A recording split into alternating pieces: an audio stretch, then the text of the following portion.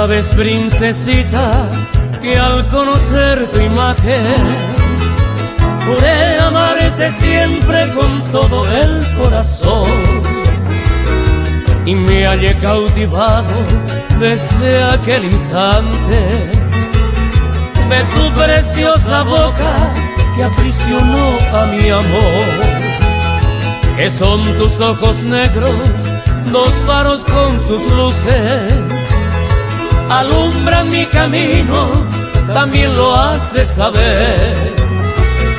Luceros mañaneros con rayos diamantinos que brindan sus fulgores a un bello amanecer.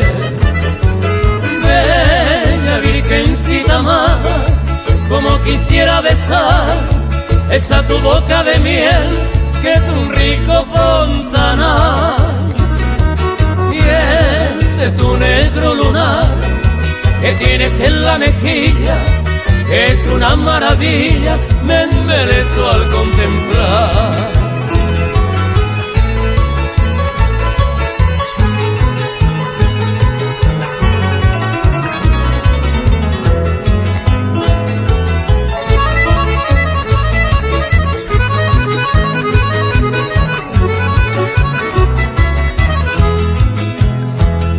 Tu rostro que sonroja cual pétalos de rosa le da un encanto vivo a su maquico lunar, y tu amable sonrisa, mi ninfa soberana, es bálsamo que cura a mis penas sin cesar.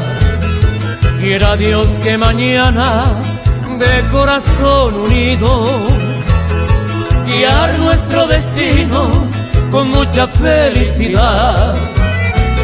Entonces, Josefina, he de cantarte ufano mis más bellas estrofas por toda la eternidad. Bella virgencita amada, como quisiera besar esa tu boca de miel que es un rico fontanal, y ese tu negro lunar que tienes en la mejilla es una maravilla, me embelezo al contemplar.